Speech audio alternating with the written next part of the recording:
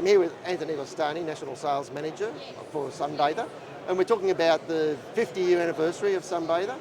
So, can you tell me a little bit about your journey in the pool industry and your relationship with Sunbather and how long you've been with them? Yeah, sure. It's I was just thinking about it the other day. It's 30, I think it's 35 years next year. So, yeah, so I've been a long time in the industry.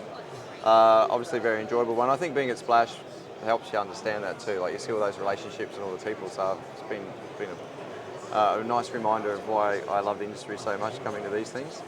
Sunbather for about 14 years now. I Right. started up here in Queensland initially as a sales manager up here, and then moved down to Victoria for a head office there about 7 years ago. So yeah, it's been a really enjoyable ride. I've loved every minute of it, and yeah, we've seen a lot of change over that time. So yeah, we've moved from being a privately run family business for close to 46 years or something, and then we've had two fairly recent changes of ownership. So I think around 2019, SR Smith purchased Sunbather, which was around the COVID time. So that sort of had some impact on how much change came through from that business. And then in the early 2000, I think around 2022, 21, 22, September 2021, I think. Yeah, we can look at that up. Fluidra then purchased SR Smith in the US, and then the byproduct of that ownership change was that we became part of Fluidra over here. Right. So how has it been going for Sunbather becoming part of the Fluidra organisation? It's a good question. Look, with anything like this, there's change, and I think being that the strategic decision initially for the purchase of SR Smith was through the US, was really about focusing on the commercial platform of what SR Smith had to offer. So for us over here, we're a little bit more, there's a bit more uncertainty about where we fit within the umbrella of the Fluidra brands. So there was a period of time where it was just still trying to work out where we're placed. But more recently, through Val's leadership, because Val's come on fairly recently, there's been more of a one team sort of philosophy, and I think Val's really seen the value of the ESG portfolio that we offer through the greater business with covers and rollers, being that the amount of energy and the amount of water that covers save. So as we know, Fluidra is a publicly listed company. It's a global business, and it attracts with any publicly listed company investors. And there's a big market out there who are ethical investors, and if you can elevate your ESG platform, which Sunbather certainly offers the Fluidra model, then there's a really good value add there. So it's been a bit of time for the Fluidra business to understand the Sunbather business, which is sensible. And now that we've got a better grasp of who we are and where Fluidra's market lies, then now there's a really nice acceleration into moving more and more into a brand within the Fluidra model, and we're under that umbrella. We've become more in that stable of the Astrals and the Zodiacs, which is a really nice, exciting thing for us. So gives us now the opportunity to be more innovative, to look at market segments where we haven't necessarily sort of been much of a player before. Our focus has been historically on a lot of the solar, so historically we've invested a lot of time and money, obviously, innovating solar pool heating, from materials to introducing different types of solar products like panels and all that sort of thing. But now our focus is more and more on the covers and rollers. So we're really having a lot of fun innovating that side of things now, and trying to grow that market. Yeah. Right. The 50 years is a long time for an Australian manufacturer to be going. Yes. What are some of the hurdles or challenges that an Australian manufacturer faces here in the current climate? Yeah, it's a good question. I think, look, it's got more advantages than disadvantages. I think to be able to manufacture for your own country, as far as understanding the market and the customer base, is There's a lot more advantages there. And it gives you so much more control over innovation and so much more control over the quality of product that you want to deliver to the marketplace. So those advantages are always going to outweigh, in my opinion, the disadvantages. And there is disadvantages in manufacturing. I think it can be a little bit more difficult from a scalability perspective. Sometimes it is harder, even though you can be more innovative. It's also harder for you to turn sometimes if there's shifts in the market. You can create shifts and you can be part of bigger shifts, but sometimes to follow the little trends that are bubbling along is a little bit more harder when you're a manufacturer. And also, I guess, from a price competitive point of view, there's always international products coming into the marketplace that the quality's not there and they can drive the price down. And there's always that value proposition where it's really important for people to see the value of what you make more than the price of what it costs. So, has it helped being part of the Fluidra stable? Oh, look, certainly we've had, I guess from a manufacturing perspective, it's one thing they do very, very well is manufacture.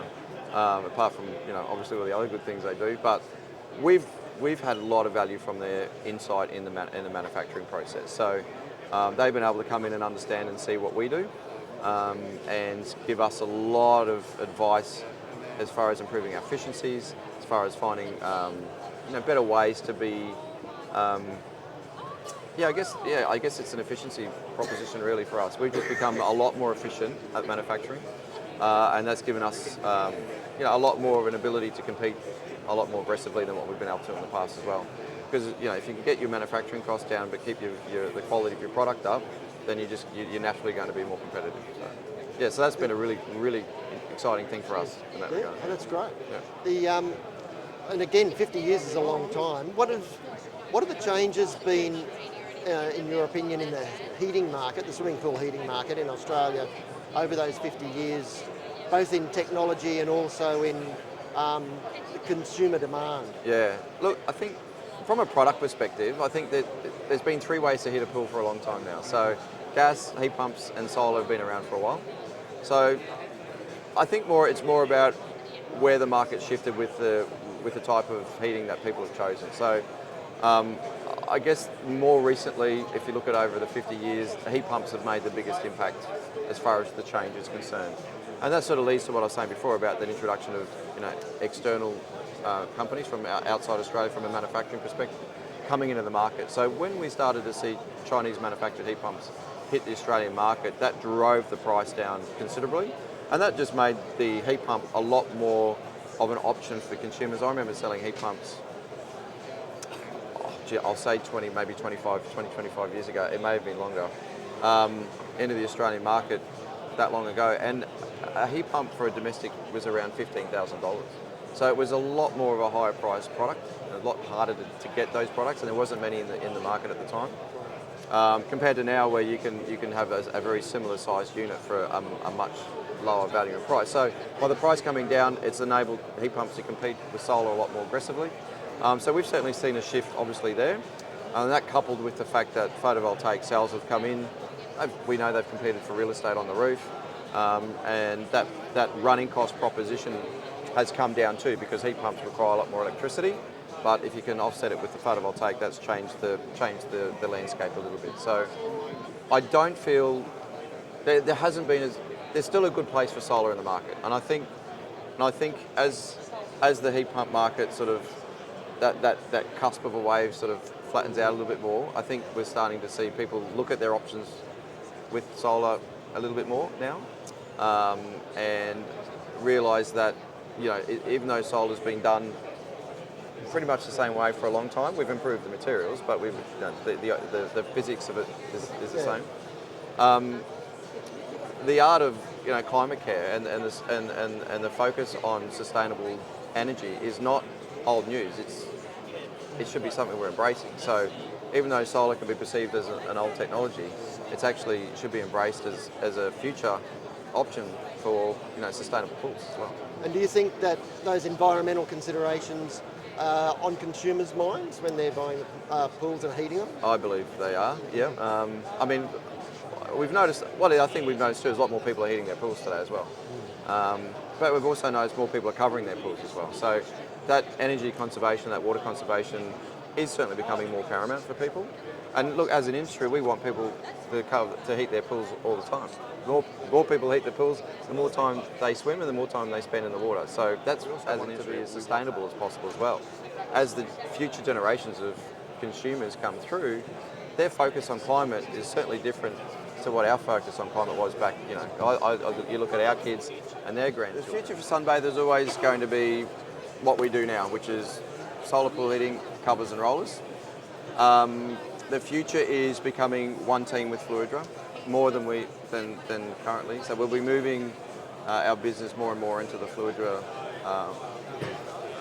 brand underneath the same Astral Pool and Zodiac style sort of mindset. So it'll all be more one business. And then from there, it's fun, right? Like we got so much opportunity. We're really just starting on, even though we've been doing covers and rollers for decades, I feel like we're just starting and we've got so much more to do. So our R&D is getting more excited. We're doing more and more development. We're investing back into innovation. We're working with a much broader team with our Fluidra, I guess, currently cousins, but they'll be our brothers and sisters soon, with engineering and their R&D and their electronics teams. So, the opportunity for us is so much broader. I think they've got maybe five branches. They've got a branch pretty much in almost every state, not in the Northern Territory, I think not in Tasmania, but they've got big branches, which means their footprint and their ability to be in the marketplace is a lot more than what Sunbather currently has. So the team, and so I think we'll be more accessible. I think what Fluidra will do is make Sunbather a lot more accessible. It'll help drive innovation even further. And that's just local. And then we look at Fluidra Global and we see that there's so many other, they own companies all over the world that do similar things to what we do and different things to what we do in the pool cover and roller market. So there's not only opportunities here in Australia, there's also opportunities overseas as well, where we can look at maybe bringing in a complementary product from the Fluidra global market into the Australian market that maybe we haven't seen before. So yes, I'm pretty excited about seeing all that sort of stuff come through as well. So.